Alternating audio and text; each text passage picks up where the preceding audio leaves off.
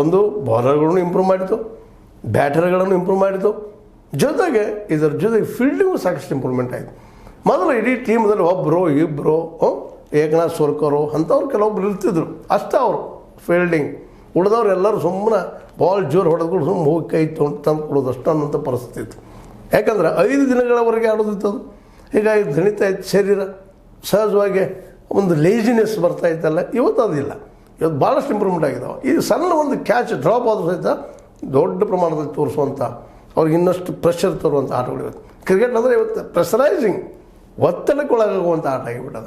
ಹೀಗಾಗಿ ಕ್ರಿಕೆಟ್ ಆಡೋದಪ್ಪ ಅಂತಂದ್ರೆ ಇವತ್ತು ಕೇವಲ ಬಾಡಿ ಬಿಲ್ಡಿಂಗ್ ಅಷ್ಟೇ ಅಲ್ಲ, ಜೊತೆಗೆ ನಮ್ಮ ಮನಸ್ಸನ್ನು ಸಹಿತ ಬಾಲಿಂಗ್ ಮೇಲೆ, ಬ್ಯಾಟಿಂಗ್ ಮೇಲೆ ಮತ್ತು ಫೀಲ್ಡಿಂಗ್ ಮೇಲೆ ಗಮನ ಕೊಡಬೇಕಾಗಿದೆ.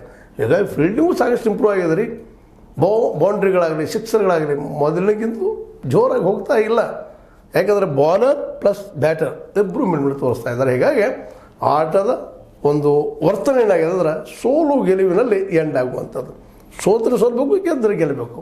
ಹೀಗಾಗಿ 5 ದಿನಗಳು ಇವು ಭಾಳ ಲೆಂಗ್ದಿ ಪ್ರೊಸೆಸ್ ಆಗುವಂಥ ಸ್ಥಿತಿ ಇರೋದ್ರಿಂದಾಗೆ ಸಹಜವಾಗಿ ಇವತ್ತು ಟೆಸ್ಟ್ಗಳಲ್ಲಿ ರಿಸಲ್ಟ್ ಬರ್ತಾ ಇದ್ದಾವೆ. ಯಾರ ಗೆಲ್ಲಿ ಯಾರ ಸೋಲು. ಇವತ್ತು ಇಂಗ್ಲೀಷರು ಗೆದ್ದಿರ್ಬೋದು, ಅದರಿಂದ ನಮ್ಮ ಭಾರತೀಯ ಆಟಗಾರರಿಗೆ ಜೊತೆಗೆ ಭಾರತೀಯರಿಗೆ ಒಂದಿಷ್ಟು ನೋವು ಆಗ್ಯದ ಇಲ್ಲ ಅಂತಲ್ಲ. ಅದೇ ಕಾಲಕ್ಕೆ ಇನ್ನೊಂದು ನಾವು ನೆನ್ಪಿಡ್ಬೇಕಾದದ್ದು ಏನಪ್ಪ ಅಂತಂದ್ರೆ, ಈ ಸೋಲು ಗೆಲುವುಗಳಕ್ಕಿಂತಲೂ ಹೆಚ್ಚಿಗೆ